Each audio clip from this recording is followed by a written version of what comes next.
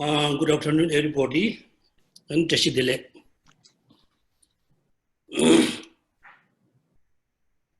As a beginning of our class, first, everybody really need to feel we are very fortunate. We are very luckiest person to able to receive the teaching from His Holiness the Dalai Lama. There are mainly two reasons to feel very lucky. Reason number one, the His Holiness 14th Dalai Lama is not just ordinary person, ordinary monk. He is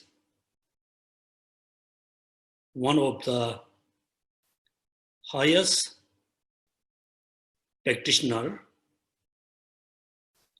He always practices bodhicitta and emptiness every day. Also, we can believe, we can have a strong faith towards him as the living bodhisattva. Therefore, His Holiness as our teacher, he is one of the very high practitioner. The second reason, we need to feel very lucky to have this teaching. Among the Buddha teachings, the teaching about emptiness and teaching about dependent arising is one of the most important teaching. Therefore, so today His Holiness started the teaching about emptiness based on dependent arising. Therefore, at the beginning, everybody must recognize we ourselves to be very lucky.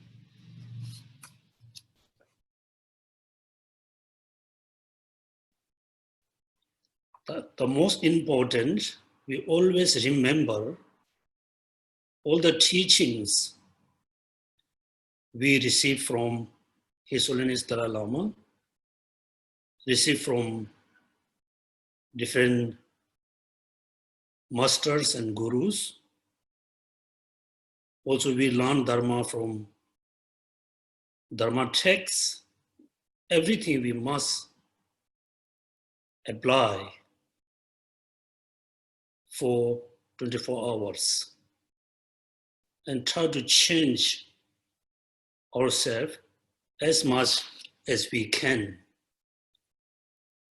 Also, we should have a strong motivation to be Bodhisattva in this lifetime.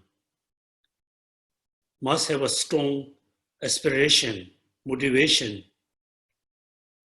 to enter into Mahayana teaching through practice of emptiness, great compassion, and bodhicitta.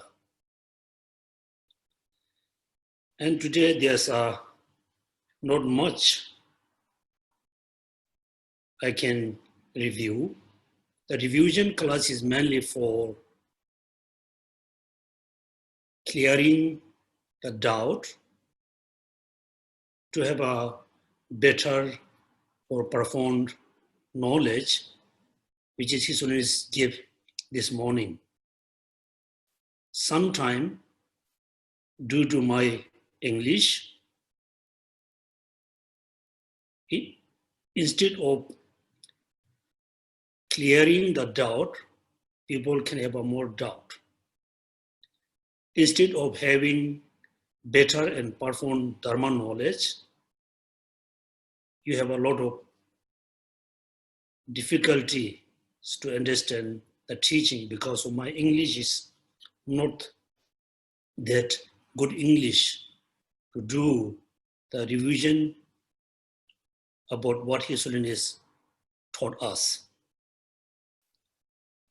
At the beginning, as usual, His Holiness very much emphasized as a human being, we live in the human society, we live in the society.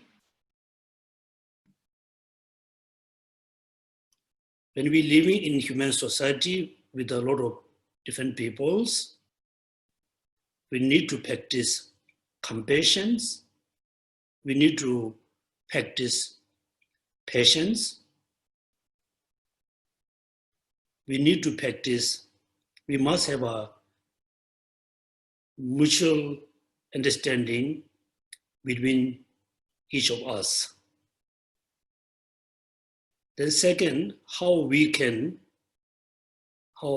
must cultivate compassion and tolerance.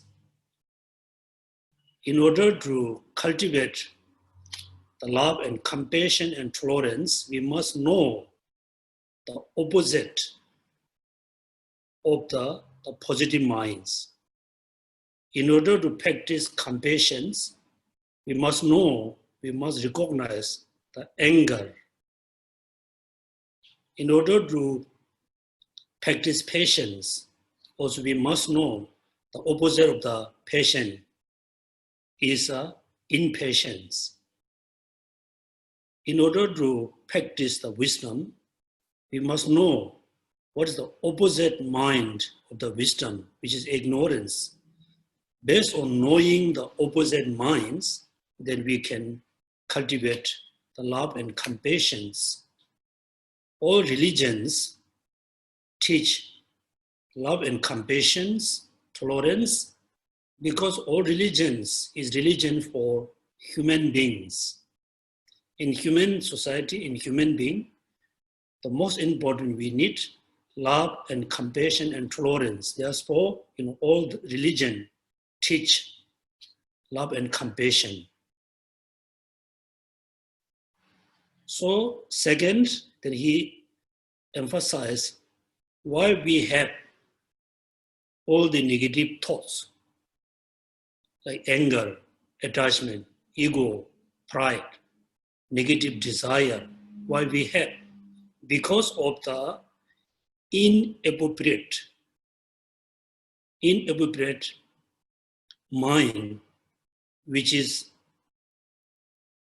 exaggerate thing, impermanent as a permanent, ugliness as a beautiness, emptiness as an inherent existence. So therefore, due to the inappropriate thoughts, like ignorance, then all the negative thoughts arise.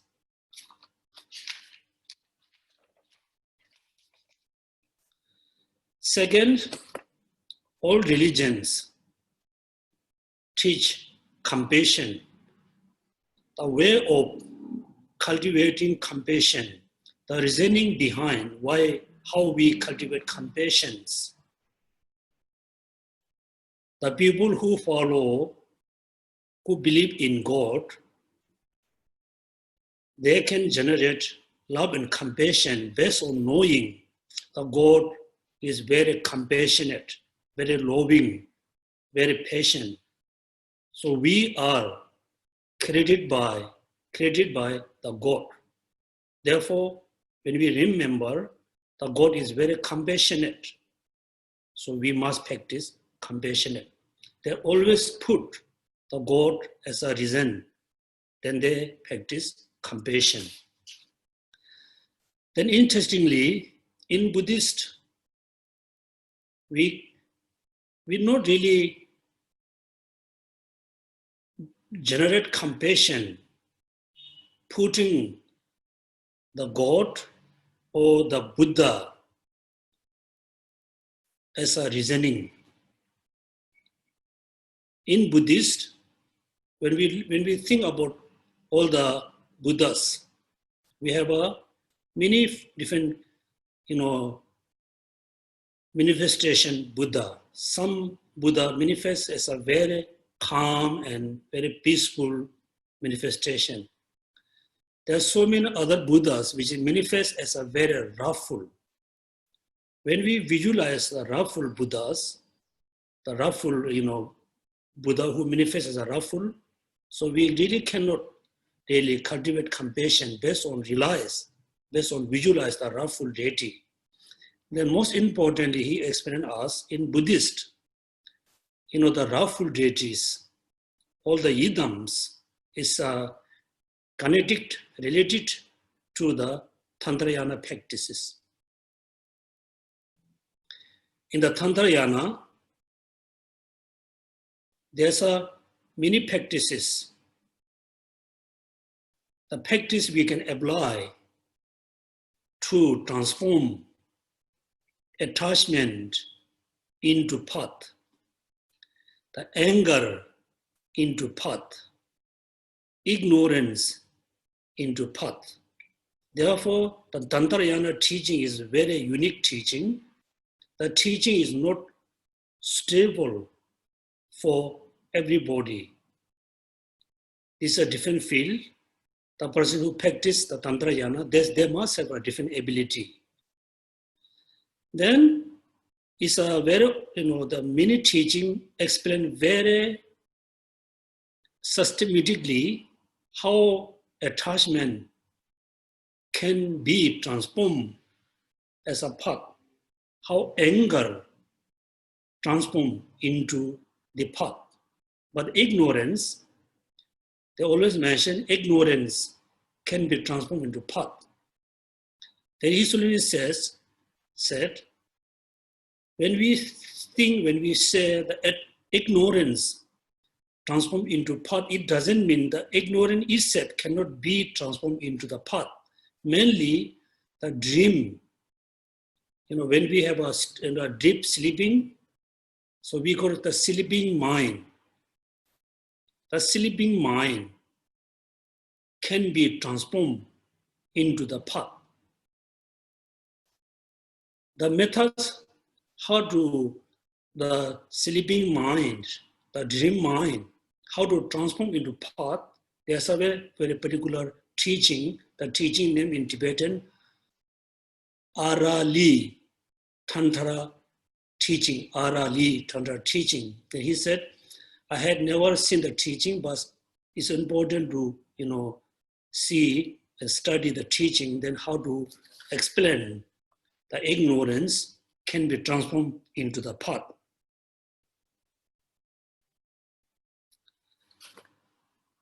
Then second, third,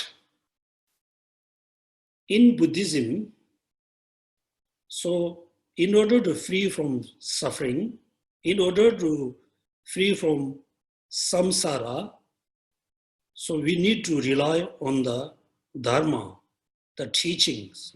Particularly this moment, we follow the Buddha Shakya's Muni teaching. So we follow the Buddha Shakya Muni teaching.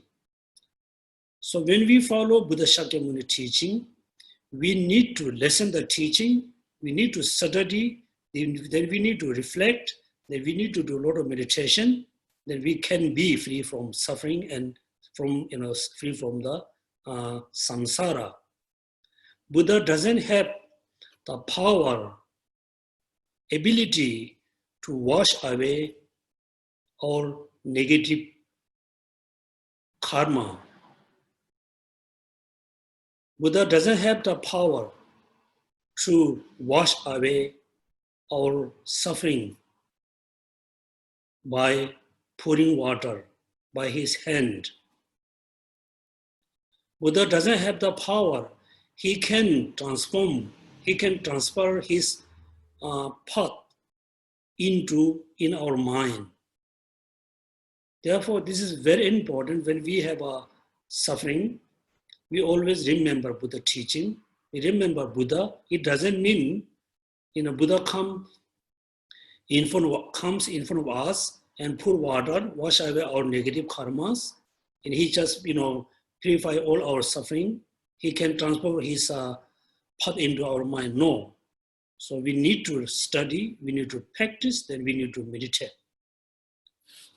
So this is a very important lesson. Then, what does mean Dharma? Dharma is Sanskrit. In Tibetan, we translate as a Che, Dharma and Che. There's a two meanings. The meaning number one, the meaning, first meaning, Dharma, it means all phenomena are Dharma. Because all phenomena have their own unique characteristic, unique nature. When we see something is exactly like similar, identical, but we can see as a very 100% identical, actually never be two phenomena can be exactly same. That means all phenomena have their own unique characteristic or nature. This is the meaning of one of the meaning of Dharma. Second, Dharma is Che, mean transformation. Transformation. Also, I think it's a very important. Always remember, when you remember Dharma, you should not just think only recitation and chanting, prostration. Always think, most importantly, I need to transform my mind. I need to transcend my mind from ordinary to superior, from negative to positive. Less negative, more positive. Transform your mind. That is the second meaning of Dharma. So, how we can transform our mind? What is the best way to transform our mind? The His Holiness said, in order to transform, in order to tame our mind, first we need to recognize our mind. How we can recognize our minds? Here, minds, when His Holiness said, transform your mind, tame your mind, is not referred to the five senses or five minds, which is depend on the five senses, five organs. It's mainly talking about the six mind. So the transformation of mind, how to transform, how to cultivate compassion, how to generate great love and compassion, how to, he said, there's not such as medicine can be used to generate compassion and love. No, you have to recognize the mind, then you need to try to transform the mind. Therefore, we need to recognize the mind, the sixth mind. How? We have five senses, five senses. Most time, our sixth mind follow after the five senses. The eyes, when the eyes perceive the beautiful object, then our mind have a attachment. When the eyes sees ugly phenomena, then our mind have a sense of dislike, sense of hatred.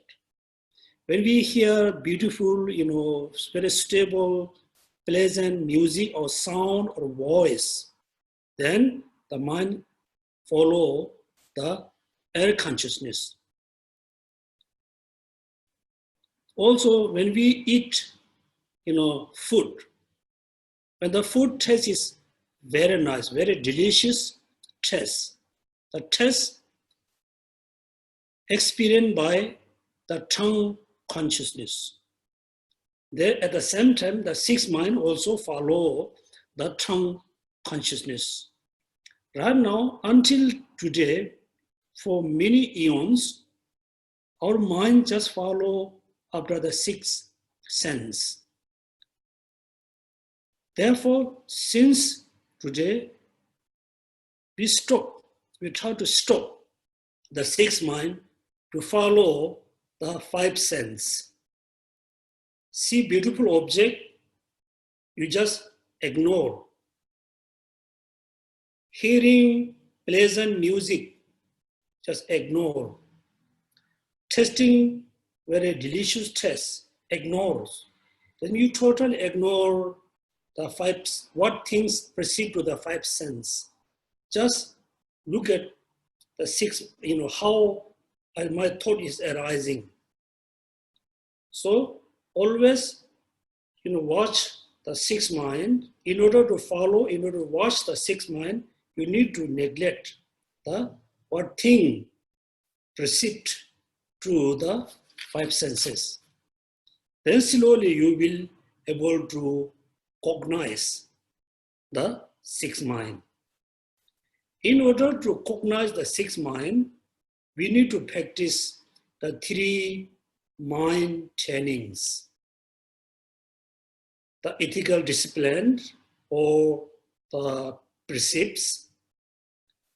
So when we have a ethical discipline, when you have a precept, then it have to reduce, it have to stop the five senses and attach of go towards the five form. Then when you're able to control the five senses, when you're able to control, when we think perceive to the five sense, we're able to stop to have an attachment, and slowly you will have a mindfulness. Hearing beautiful sound or voice, you don't care. Your mind still can look at one single kind of selective object. When you see beautiful form, you doesn't care the beautiful form. You still can meditate on the sixth mind. You just look at the sixth mind. This is the practice of meditative civilization. When you have a good mindfulness, when your mind is able to focus on a single object for quite a long time, then you can analyze. Because the meditation, anger, attachment, desire, everything need to do with the sixth mind, nothing to do with the five senses. Therefore, we have to recognize the sixth mind based on practice three mind trainings. Then slowly we will able to understand the truth nature of phenomena.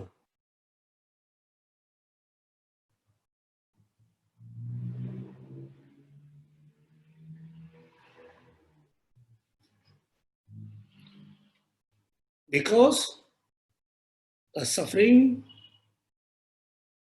we experience is also based on the sixth mind. The happiness we wish to experience, the happiness we are looking also is happiness about the sixth mind. Therefore, the sixth mind is very important, have a very important role to arising happiness, arising sufferings. Then how the suffering arises in our life? He should say there are two causes, which is afflictive emotion and karma. Whether positive or negative, karma, doesn't matter. The karma we accumulate because of the afflictive emotion, desire, attachment, anger. All the afflictive emotion we have, because of the inappropriate, mind which is exaggerate. Things are not permanent, exaggerate is a permanent. Thing as a condition phenomena are impermanence, but the inappropriate mind exaggerate condition phenomena as a permanent. Therefore, ignorance is the root to arise all the afflictive emotions. Due to all the afflictive emotions, then we engage into positive actions and negative actions, then we accumulate karma.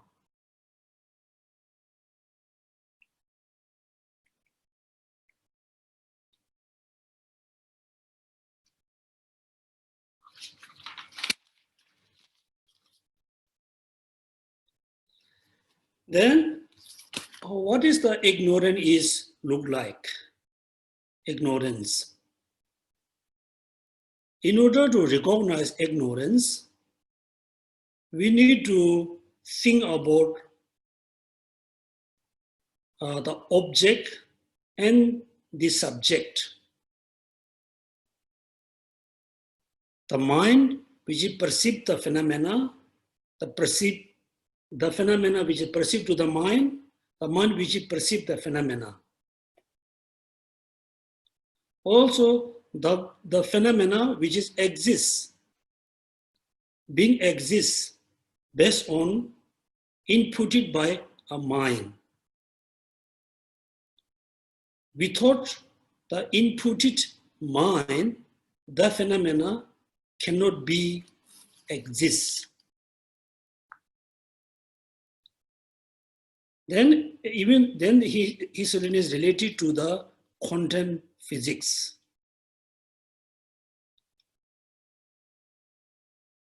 When we think about a particular phenomena, we say this is a car. For example, this is a car. That time there's a mind inputted the phenomena as a car. When the mind is no more exists there, then the phenomena cannot be anymore a car. Therefore, the mind which is inputted the phenomena as a car, and the car which is inputted by mind, there's a deep connection. So, therefore, then second, how things are exist. Then he should explain a little bit about Chitta Mantras, view from Chitta Mantras. According to the Madhyamaka, everything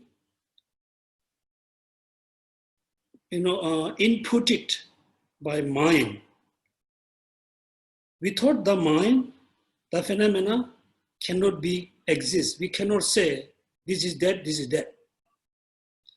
Then according to Chitta Mantra, everything kind of manifestation or projected by minds.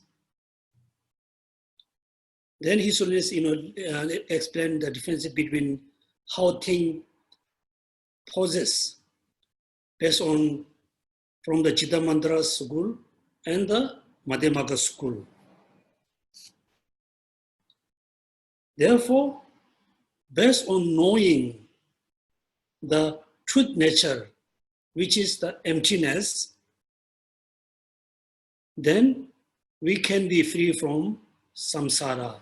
He quoted one sentence from Nagarjuna's text: karma, afflictive emotions arise from ignorance.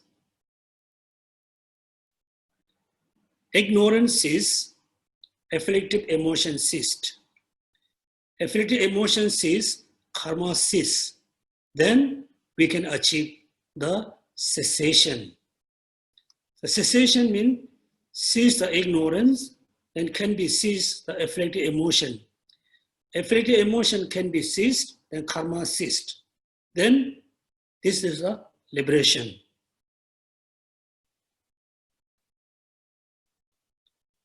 Then how we can, stop to erase ignorance? We need to realize emptiness. Then he explained, the logic with the 7 point. 7 point. The 7 point, the logic with the 7 point is based on the Buddha body and Buddha.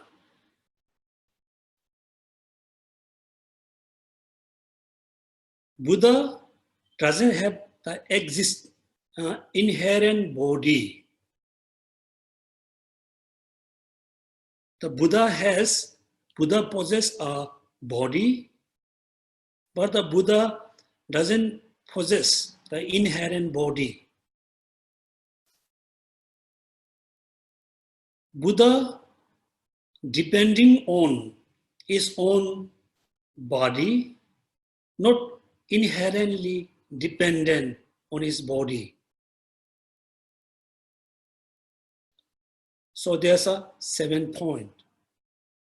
So same concept, the same logic that Isolinists always apply on him and his body.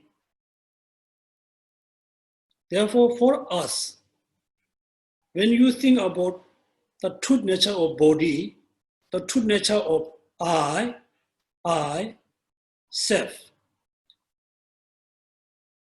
Yes, I am exists. I am a monk. I am a human being. I. When you analyze, where's I? I is my body. His body is I. No, I am not my body. My body is not me. But I have my body. I rely on my body. But I'm not rely on my body. I'm not depending on my body inherently. Then this is how, possess or establish I according to the consequence school, Pasangika school. The rest of the schools, somebody establish I as a consciousness. Some school establish I as a, all basis mind. Why? How? Look at, we believe in next life. We believe in previous life. We have seen someone pass away. The body is on the, on the bed, on the coffin. We know the body didn't go with the person.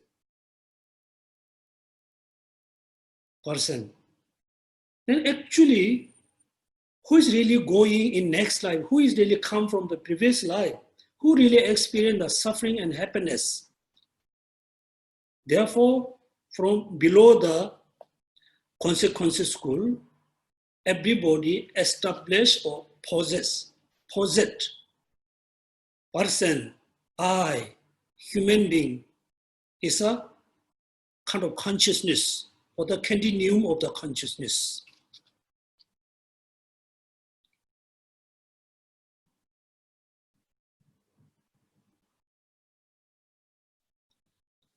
So when we study, how I exist, where I exist, according below the consequences from the point of view from the consequences school, they say the mind is my mind is me.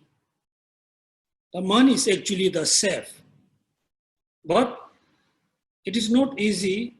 We can see there's a contradiction. If the mind is me, then we cannot say my mind. My mind. When we say my mind, then me and my mind is separate. I'm not a mind, not my mind. Therefore, we can call this is my mind. I have a mind. I have a feeling. When we use this logic, think about this way, then we can we can, tend to believe, yes, I or me is not consciousness, not mind, but not totally separate from the mind, not totally separate from the body. You cannot really recognize the person totally, totally separate from body and mind, because when you say, oh, you are fat, or you are skinny, you are black, you are white, you are old, you are young, we name as a old, young, fat, skinny because of the body. Therefore, I is the body is a part of I. Also, we also say, oh, the person is a very nice person. He is a very compassionate. Or the person is very intelligent. The person has a lot of knowledge. Also, the person and the man is separate. Also, not totally separate. The person have a lot of compassion. That we can say, oh, you are a compassionate person. Therefore, sometimes we label being or person as based on the body, sometimes based on the mind, sometimes based on the feeling. Therefore, person cannot be established totally separate from five aggregates. It depends on the five aggregates, not depend on inherently. Therefore, when you study more closely about the I, mind, ignorance, then slowly we're going to learn that all the afflictive emotion based on ignorance. Ignorance include all the negative thoughts, or English they call, I think, adventitious. Adventitious means it just arises randomly. It doesn't have a solid foundation. The wisdom has a solid foundation. When you study about emptiness, selflessness, the more you study, it becomes more profound, more clear to you. When you study about ignorance, at the beginning, ignorant perceived thing exists as an inherently. When you study closely, the ignorance becomes more soft, the foundation becomes more loose. Slowly, you cannot see the ignorance exists based on the solid foundation. The wisdom always exists with a solid foundation.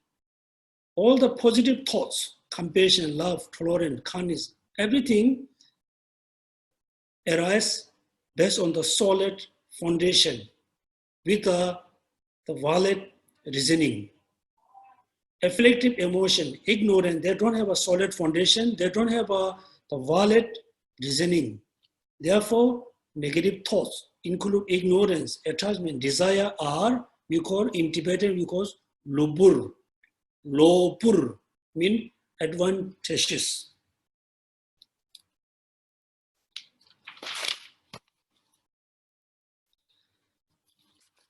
So then when you have a deeper knowledge or profound knowledge how things are exist, then you will know all phenomena have two kinds of nature. One is the conventional, another is ultimate. For example, when you study about a cup, how the cup exists, the cup itself exists formed by causes and condition. Therefore, the cup itself is a conventional phenomena. The cup itself is not the final nature of the cup. When you look very closely at the cup, then you can find another nature of the cup, which is emptiness of the cup. Therefore, all phenomena have a true nature, true truth, conventional and ultimate truth. So in order to overcome from the ignorance, in order to overcome from samsara, in order to overcome ignorance, we need to realize, we need to know the emptiness. Emptiness. In order to know emptiness, realize emptiness, we need to study teaching. Among the teachings, the best teaching for analyzing emptiness is the teaching by Nagarjuna. Mulamaga, I think, Madhyamaga, Karika. Then Chandrakirti has two important texts about emptiness. One is the entry into middle way. Second is the commentary on the middle way. Therefore, last time when His Holiness explained, give a teaching about entry middle way,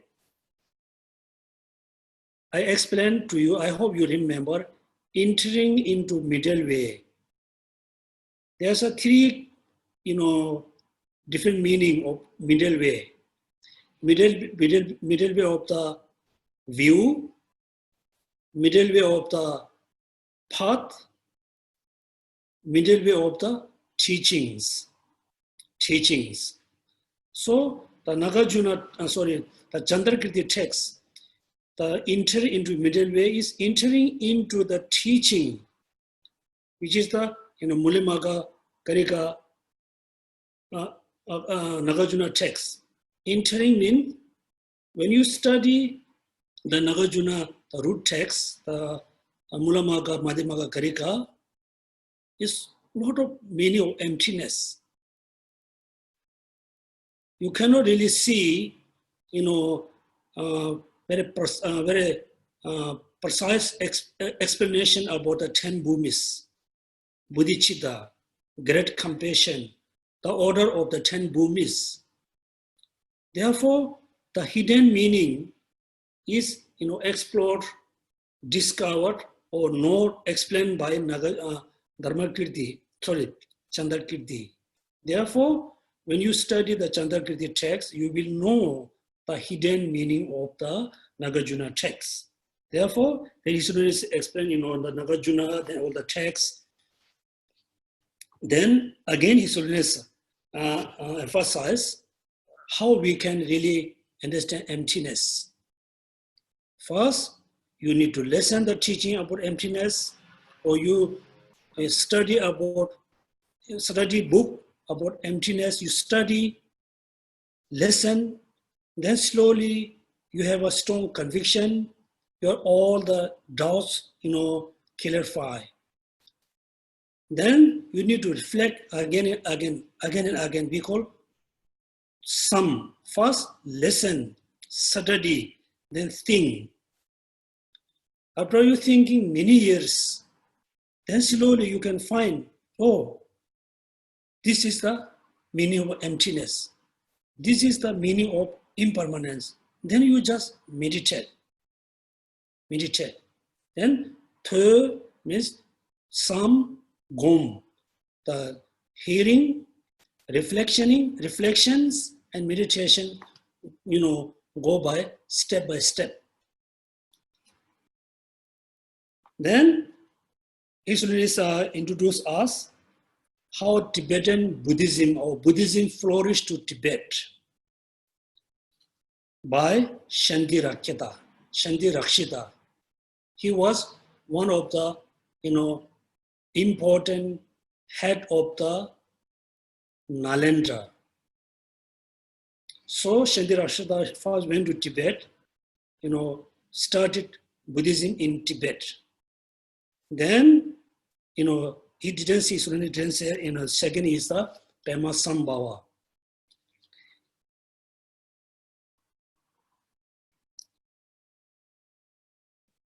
So here, I think I tell you what a very interesting kind of things for you.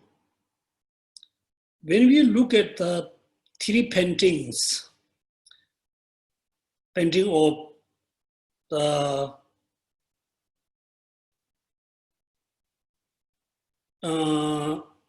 Acharya Shanti Rakshita, Pema Sambhava, the King Chirong Dezen. usually when you go to Tibet, you can see the three paintings very common. Pema Sambhawa, Shendirakshita, the King Chirong Dezen. In the ancient time, in the painting, you can see the Shendirakshita in the center, and the left and right side, Pema Sambhawa and the king. Slowly, the painting is changed. Pema Sambhawa in the center, and the Shendirakshita and the king in the below and left and right side. Therefore, many people believe Shendirakshita was the founder of the Tibetan Buddhism, founder of the Nyingmapa tradition. Somebody believe no, Pema Sambhawa was the founder of the Tibetan Buddhism, founder of the Nyingmapa tradition. So actually, before Pema Sambhawa, Shendirakshita already, he was in Tibet. He already started Buddhism in Tibet. Then, related to the Tibetan history, the His Holiness says, in the many years, I request to all the Tibetan school must study mind and mental factor. Mind and mental factor, Sem Jung. Now the knowledge need to bring more seriously or more deeper way. He said you must study the second chapter by Dharmakirti, commentary on the valid cognition. Chapter 2, not chapter 1, 3, 4, chapter 2. Why chapter 2 is very important, he feel, why?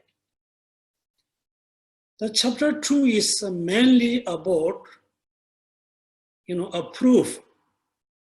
Buddha Shakyamuni is a Buddha. There's one paragraph, Tsemar Gyurba Dola Penjaba Tumba Deshe Kyobla Chasalo. Only two line is very important. Tsemar Gyurba mean become, Buddha Shakyamuni is a very valid person. Is become valid.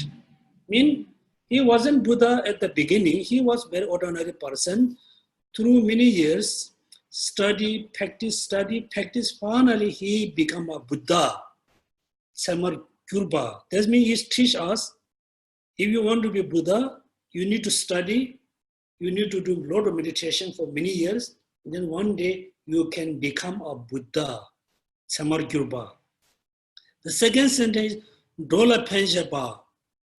Buddha Shakyamuni is not just a Buddha, he has a great compassion. He has a strong aspiration or great compassion to benefit all sentient beings.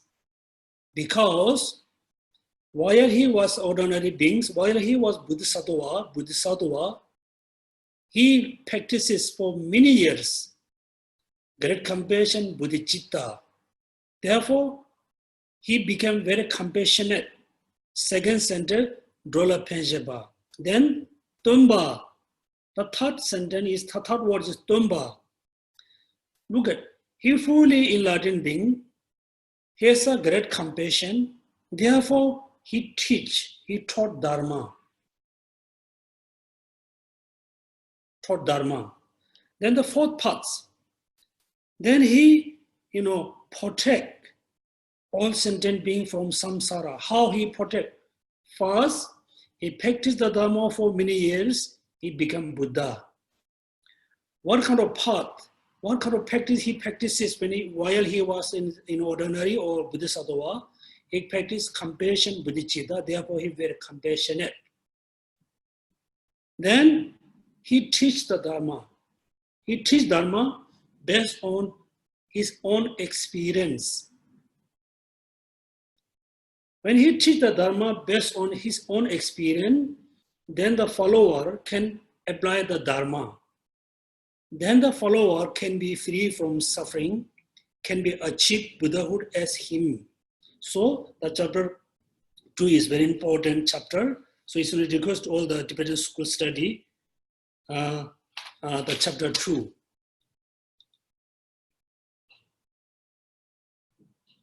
Then last His Holiness come to the teaching by Lama Tsongkhapa.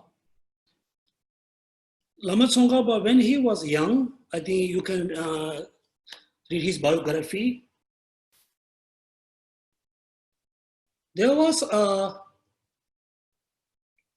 Shuji Tundu Rinchen. He was followed the Sakyapa tradition. Ajahn. No. Karma ba Rolbe Durje. Karma ba Rolbe Durje. He was followed Kayupa lineage. Then he was, always practicing Yamantaka. Always, do visualize Yamantaka. He really want to see the Yamantaka. Then one night he has a dream. If you want to see Yamantaka or Jikche, tomorrow you go to the village to particular the family, the family. Village, you go to the village and visit the family. The next morning he went to the village, visit the family. The family has a newborn baby, which is Lama Tsongkhapa. Then that's the reason he believed Lama Tsongkhapa is reincarnation of the Yamantaka. This is the kind of biography history. But since he was very young age, he was very interested in emptiness. Then due to the advice by Chuchitundu Karmapa Ropi Dorje or Chuchitundu Rinchen, then he came to the central Tibet around Lhasa. That wasn't Gelugpa, Nyingma, Kagyu, Sakya. Then he met Lama Umapa. I think all of you hear very well, Lama Umapa. Lama Umapa was a Tibetan monk. He was, I think, very practitioner, but he became sheeper. He looks after the sheep for the village. He every day go in the mountain with the animals, come back village. Then there's a culture in Tibet, in Ladakh. If you are sheepkeeper, evening you go to the village, the family have a dinner. They offer you breakfast. They pack you lunch. Then you go with the animal in the mountain. Evening he comes back with the animal and moves to the next family. The next family prepare dinner, breakfast, packs lunch, then moves to the next family. So therefore, Lama Umapa doesn't need to put any effort to have a breakfast, lunch, dinner. And when he go in the mountain, it's a very relaxed. So he always, even though he was sheeper, but he able to see Manjushri. He received a lot of teaching from Manjushri. But Lama Tsongkhapa, he really want to have a teaching from Manjushri, but he could not. Then that time, he was already in central Tibet. He studied about emptiness. Then while he was in the prayer hall with the monks chant the Heart Sutra. When the Heart Sutra form is emptiness form other than emptiness. When he was chanting this emptiness, then he fully absorbed, emptiness, the meaning of emptiness for I think many hours. The prayer is over, all monk has left. He was still next to the pillar, fully meditate on the meaning of emptiness. Since the Tibetan people name the pillar is a pillar of emptiness, but that time, he has some kind of idea, some kind of knowledge of emptiness, but he wasn't sure. This is the emptiness view from the Pasankika or view from Chittamantra school. Then he asked this question to Manjushri through Lama Umapa. Because he could not communicate directly through Lama Umapa. Then Manjushri replied, your view is neither the Madhyamaka view nor Chittamantra. You have a wrong perception, wrong idea about emptiness. Then he asked, can you teach me, can you explain me meaning of emptiness? Then through Lama Umapa, Manjushri teach to Lama Umapa. Lama Uma, deliver it to Lama Tsongkhapa. Then Lama Tsongkhapa said, I don't understand at all the meaning. It's so difficult to understand. Then through the Lama Umapa, then he said, yes, it's difficult. You must do three things. I told you many times in Namrim, right? Purify your negative karma. Accumulate, great amount of merit. Not only purifying and accumulations, read a lot of books about emptiness. Since Lama Tsongkhapa very serious about purification, doing prostration, making mandal offering, read every day. He read a lot of books, Dharma texts about emptiness, particularly the Buddha Palita. So while he was reading Buddha Palita, the commentary about about the Nagarjuna text, if the form is totally separate from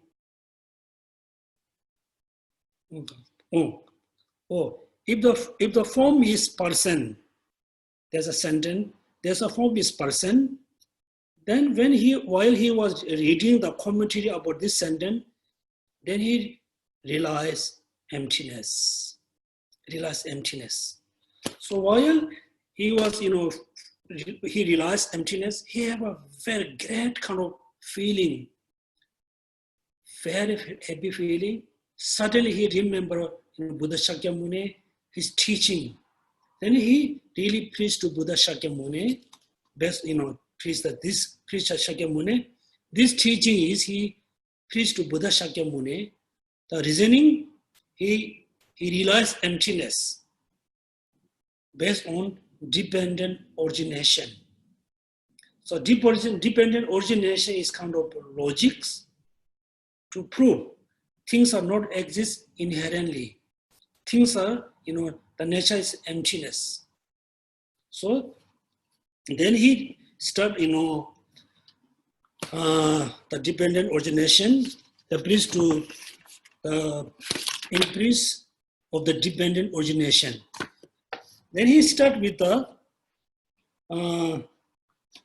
Mula Madha Magakarika. So we have a textbook, I think everybody know. Independent origination, there's no ceasing, no arising, true. Okay, make sure. No ceasing, no arising. There's a true, number 1 and 2. Second, no annihilation, no permanence. There's a true.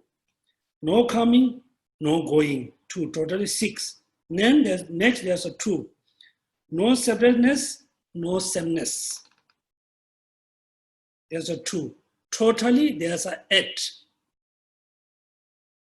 No ceasing, no arising, no annihilation, no permanence, no coming, no going, no separateness, no oneness.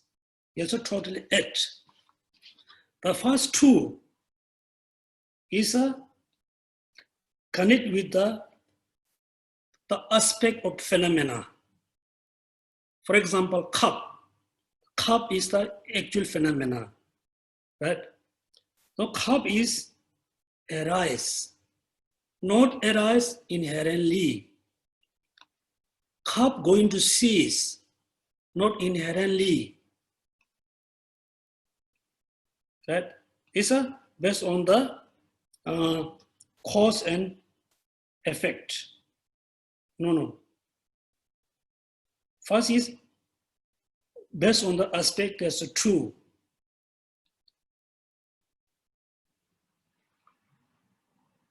No. I think based on cause and effect, true, ceasing and arising. Based on aspect, annihilation, permanence. Based on timing, time, no coming, no going. Based on the result, no separateness, no oneness. The 8, you can link with the cause and effect, aspect, time, and result. So therefore, His Holiness follow all the way to the 8th paragraph. At the beginning, then there's a Sanskrit word, right? Namo, mean I prostrate. Guru, like teacher.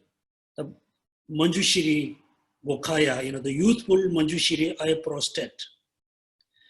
It's a very commonly, you can see most of the Lama Tsongkhapas, at the beginning, he always preached to Manjushri. It's very important because many teachings he received from Manjushri. When he has a doubt, he asked question to Manjushri. Manjushri clarify. Particularly about the 5 stages about Tantrayana. It's actually taught by Manjushri. Therefore, at the beginning, Namo, right, like a prostrate. Guru whom Manjushri. How does Manjushri look like? Manjushri Gokaya, means very youthful Manjushri. There one is his Guru. Second is all the Tibetan teaching translated from Indian language. At the beginning, always you can say in the Indian language, in the Sanskrit language, always mention in the Indian language, because it's hard to prove. The Buddhism flourished to Tibet is come from India. Then there's a so we just go through all the sentence, and then I will check.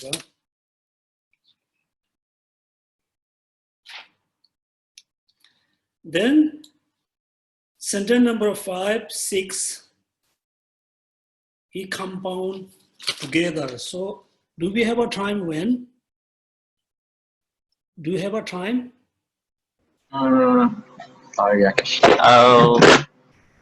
we have about 45 minutes. I think we can go through briefly. Okay, so now I will go through the textbook in order to understand for you guys. First, he who speaks on the basis of seeing, this make him the knower and the teachers unexcelled. I bow to you or conquer you who saw dependent origination and taught it.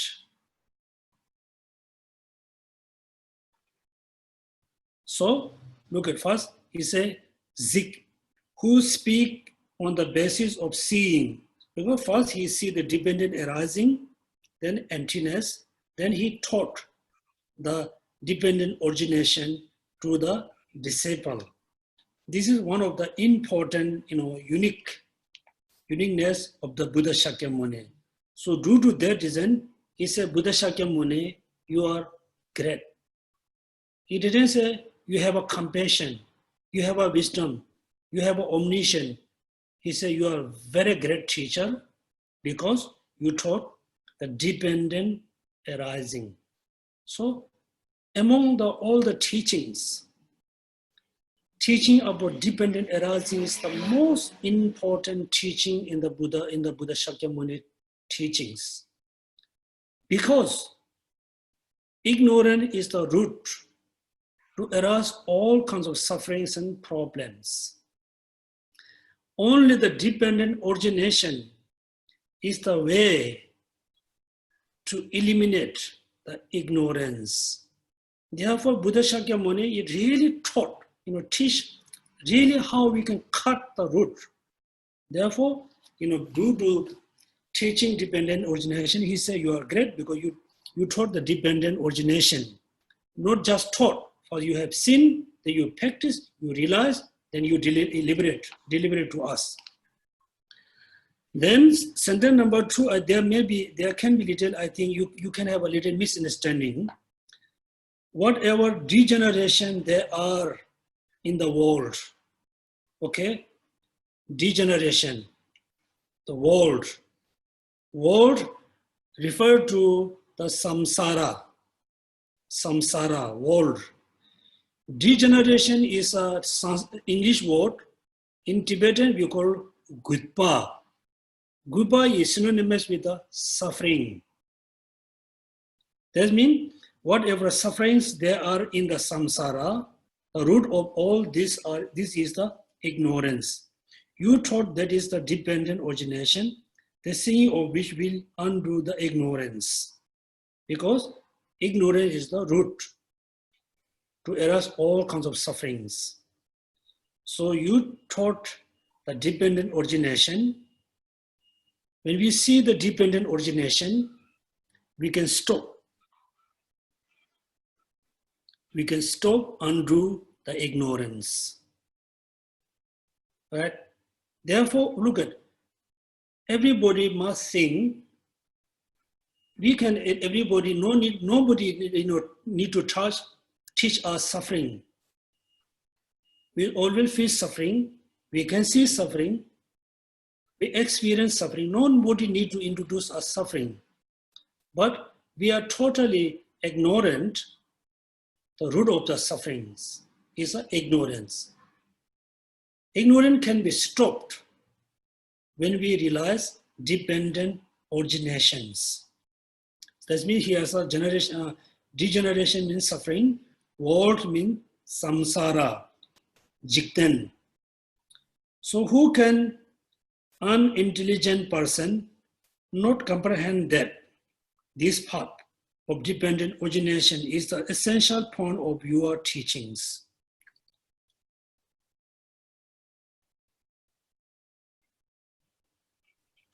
Look at now, we feel someday we believe, I'm very intelligent, I have a good wisdom. Then if you believe this way, we must realize dependent origination. Therefore, look at, so how can intelligent person not comprehend that this path of dependent origination is the essential of the teaching, essential point of the teaching, essential. So dependent origination, emptiness. Someday you can say emptiness is the essential point of your teaching. Someday you can see, the dependent origination is the essential point of your teachings. That means dependent originations, emptiness is I think, we're not going to say they are exactly same. The meaning is same. The meaning of emptiness, the meaning of dependent origination is a sameness. It doesn't mean dependent origination, emptiness is same. Because dependent origination is the conventional truth. Emptiness is the ultimate truth. The meaning means why things are empty of inherent. Why? The reason, because of dependent origination. It dependently exists, dependently arise. Why things arise dependently? How things exist dependently? Because the things are empty of inherent existence. The both is, use each other to reason, use the reason. Then number 4 is reason why he, preached to Buddha Shakyamuni about teaching the dependent origination. Then whatsoever dependent on condition that is devoid of intrinsic existence, what excellent instruction can there be more amazing than these proclamations? Whatsoever depend on condition. Also, you should not have a misunderstanding. Condition not, refer to the actual causes and condition. According to the consequences school, according to Nagarjuna tradition, all phenomena depends on the condition. Dependent conditions. In Tibetan, we call hyen, condition, hyen. That means there's 3 conditions. condition refer number one, actual condition like water, seeds, cause and condition. The second meaning of condition mean depend on parts and whole. Third meaning of third meaning of a condition is dependent on mainly name and thoughts. So condition not refer to the actual condition phenomena. Condition has three meanings. One, condition refer to the actual causes condition. Number two, the condition refer to parts and whole. Third meaning, the condition refer to the meaning is dependent on merely name and thoughts.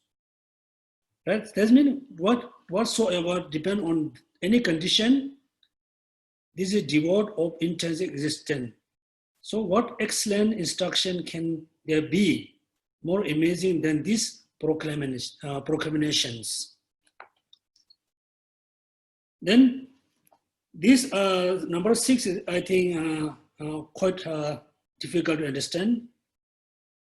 In this paragraph number 5, he said, depend on condition that is devoid of intrinsic existence. This is the excellent teaching. Then look at the number 6. By grasping at it the childish, so we are childish. Because we grasping all phenomena exist inherently. The strengthen the bondage to the extreme view. For the wise, this very fact is the doorway to cut free from the net of the elaborations. If you are very wise, intelligent, the meaning of dependent origination can be cause, can be condition to realize emptiness, can be cause to free from the elaboration, net of liberation, right? Dependent origination, let's say there are two persons, one is very intelligent, one is very childish. So the dependent origination is the best teaching, most important teaching, cut the ignorance. Then the dependent origination is the, cause to strengthen the ignorance for the unintelligent person. I think all of you still think, how come? According to Nagarjuna, nothing exists inherently, independently, because everything exists dependently. Everything is dependent origination. That reason, nothing exists inherently.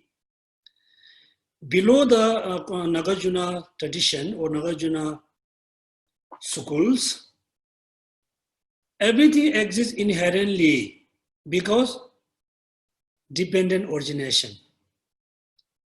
Dependent origination can be used to prove nothing exists inherently. Dependent origination can be used to prove everything exists inherently. Therefore, if your intelligence, is a doorway, dependent origination is the doorway to cut free from the net of the liberation is the ignorance. If you are not intelligent, or if you are not wise person, that means the dependent origination can be the strengthen the bondage of the extreme view.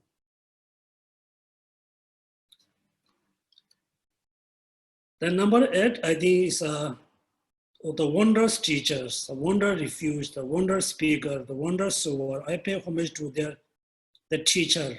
Okay, so this is, I think, kind of conclusion. Then actually come to the question. I think everybody fully understood the question answer.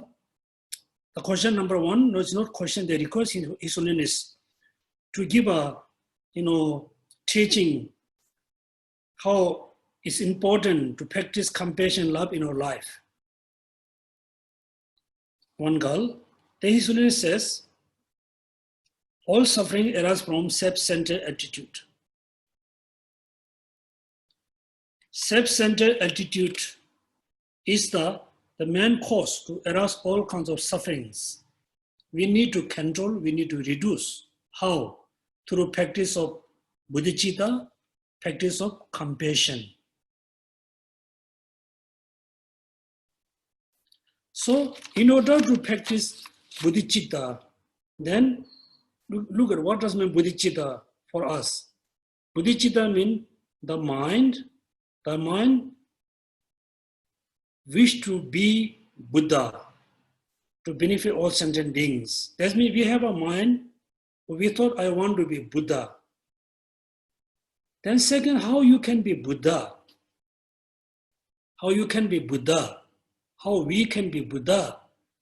Therefore, second, we need to think about emptiness. When we think about emptiness, then we need to think about dependent origination. Dependent origination.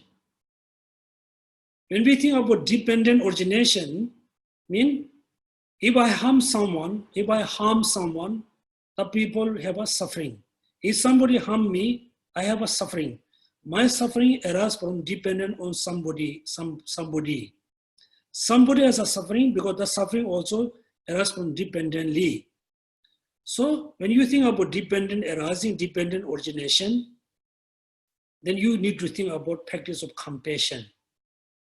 Right? That means Buddhahood, achieving Buddhahood also depend on realizing emptiness. Realizing emptiness is realizing dependent origination. When you fully understood dependent origination, then definitely you will practice compassion. With the emptiness with the compassion. Question number 2, somebody asked, I think is based on the scientists. According to scientists, I think you guys have a better knowledge than me.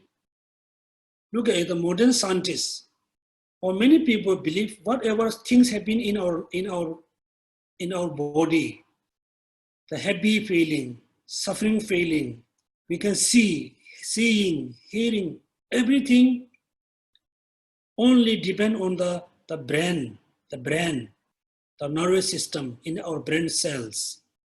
The brain is the most, the principle to move everything. So he asked question, how the brains and the nervous system can affect our emotion, our mind. How the mind can affect our life, our thoughts.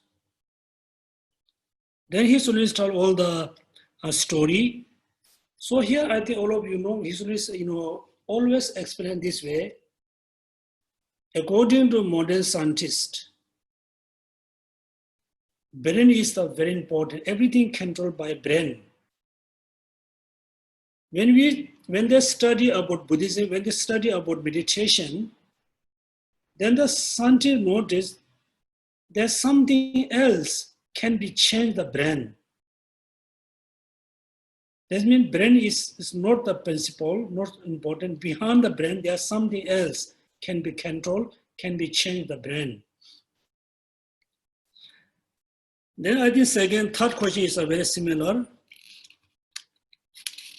Then he's always explaining, according to Western, like a kind of culture,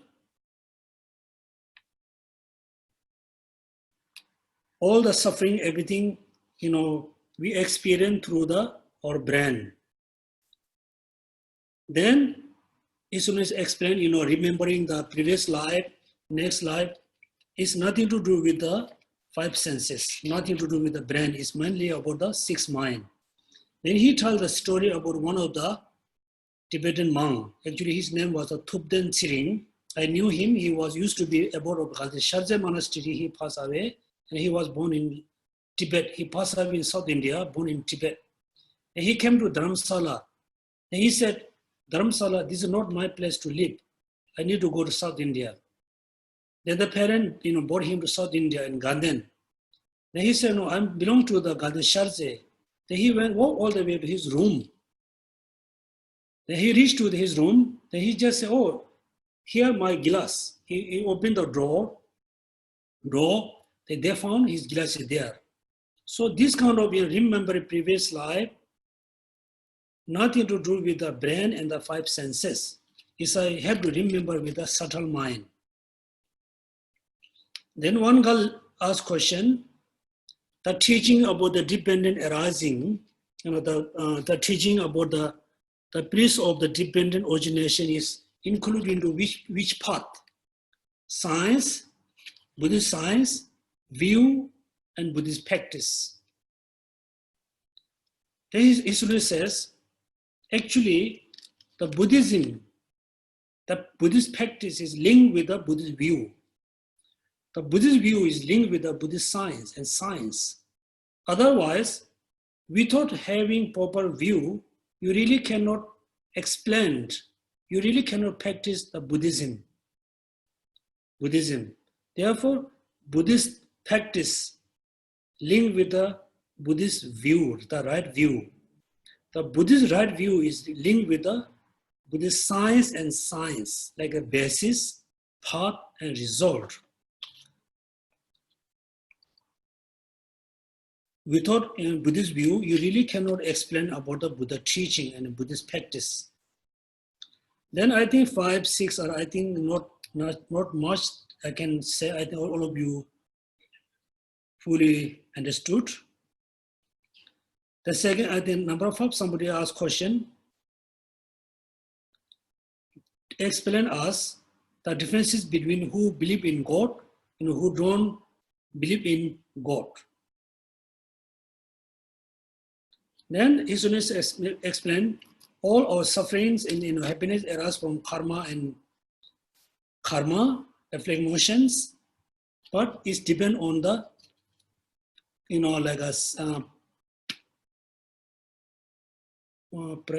primary and secondary cause.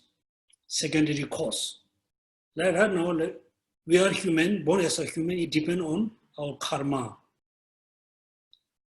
And born as a black and white is an immediate kind of condition.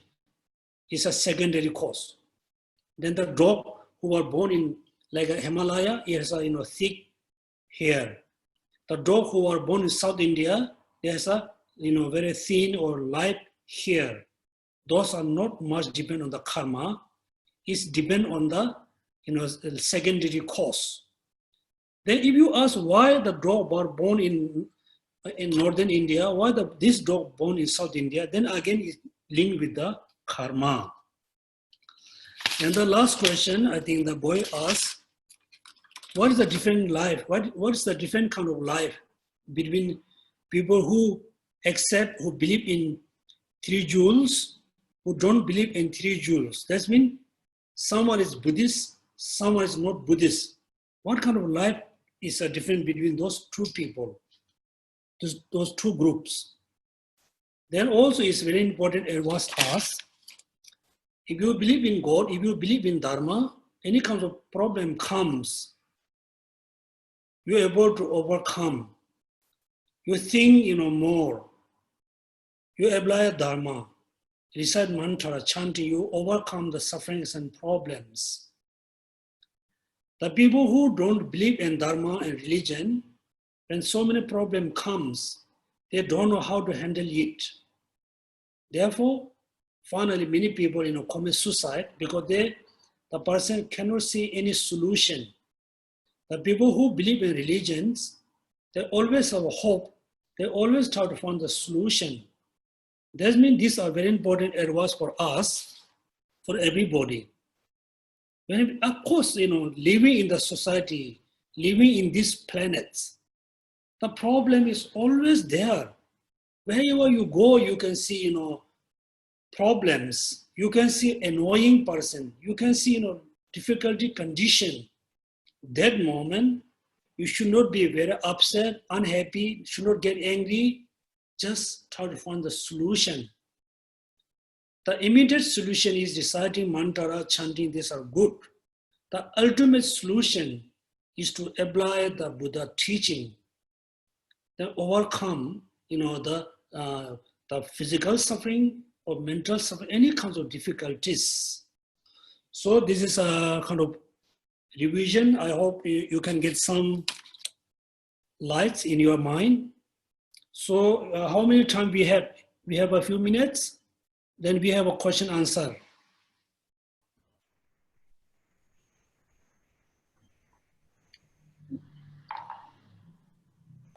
Geshe-la, Yes. Geshe-la, Lian Chu has a question to ask. Okay. Yes, please. Okay. How many minutes we have? Around 10 minutes. Okay, please have a question. I answer with a simple way. Yeah. Thank you, Geshe-la. Yes. Quick about it. Thank you for explaining the stanza, no ceasing, no arising, no annihilation, no permanence, no coming, no going, no separateness, no sameness. The first being cause and effect, impermanence, timing, and result. Can I just clarify with you, is this stanza a definition of dependence origination? Is it a definition or are these characteristics?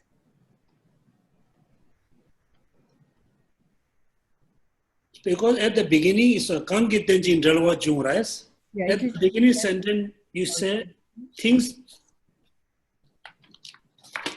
the original. First, look at independent origination. Yes. Right? Independent Origination, the first sentence. yes, there is no ceasing, no rising, and so on. Yeah, in Tibetan, there's a Kangi Tenjin Dewa Jung. Things arise, exist, depend on origination. Dependently arising. This is the first and very important. Yes, I understand. Second, all the the eight is a reasoning. Okay. Arise, not arise, inherently, independently. Cease, not cease, inherently, independently. The annihilation is not nothingness. Things are there, but they are not independently. So we say, the eight points of He did using the dependent arising as a logic to prove the eight point is there. 8 points of different reasoning to prove emptiness. Yes. What the English translator said. Okay. Yeah. But can you say it's a definition? Okay. Dependent origination is not the definition of emptiness, the awareness. In Tibetan language, you can see very oftenly the dependent origination and emptiness, the meaning is synonymous. Synonymous. It doesn't mean, the meaning is, one. Therefore, I explained you this before, why things are arising dependently. Why things arising dependent? Why need to dependent on something? Because the nature is empty of inherent.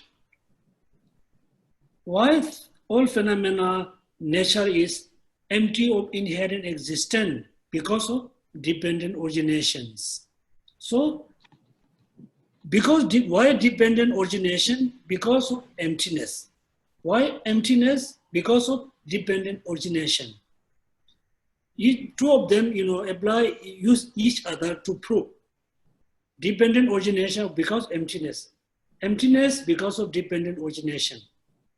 So the meaning, if somebody asks, why you really believe in emptiness? Why you believe in emptiness? Why you accept emptiness? Then your reason is, I believe in dependent origination. Right? I believe in dependent origination. Therefore, I believe I accept emptiness. Why you accept emptiness? dependent. Why you believe in dependent origination? Again, I believe in emptiness. It's go around. Okay, okay. It doesn't mean I told the story, somebody, forget the gun. Read the story, right? Do you remember? In Tibet, there was a person, he was, I think, army. Somehow he lost his gun. Oh, yeah. Gun. Then the captain asked, where did you forget your gun? I forgot my gun where I pee. Where do you pee? I pee where I forgot my gun. Right? He circled the reasoning, but this reasoning is different. Okay, could Okay? Geshe-la clarify these two lines in this text that is in praise of dependent origination? That is stanza number 6, okay? Hmm? All right, the last, for the wise, this very fact is the doorway. Yeah. And all right, and to cut free from the net of elaboration. So what does this very fact refers to? Thank you.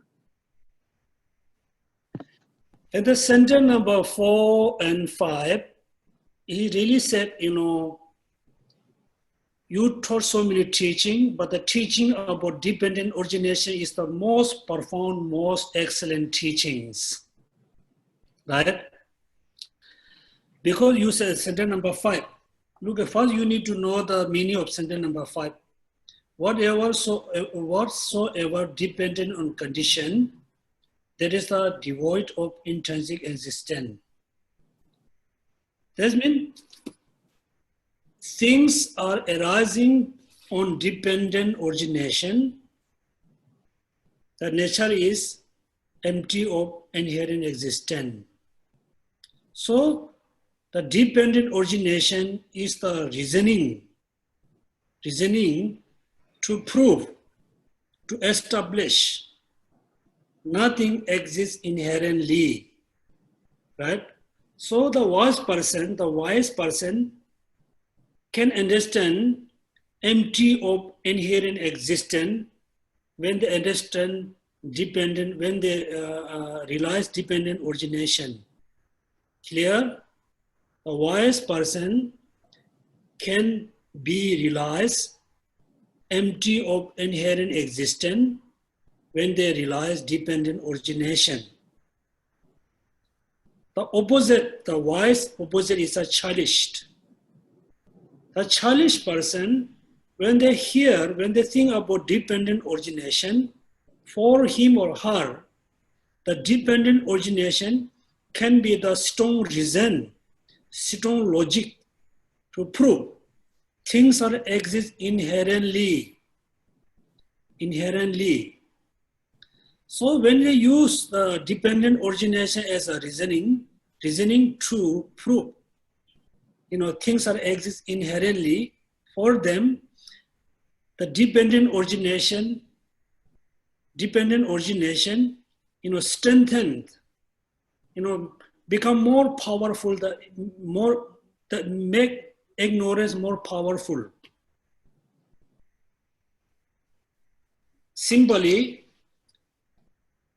the childish person, when they think about dependent origination, for them, dependent origination is the, become cause, use reasoning to prove things are exist inherently. When they think dependent origination, then things again, things exist inherently, then the dependent origination cause to make more ignorance strong.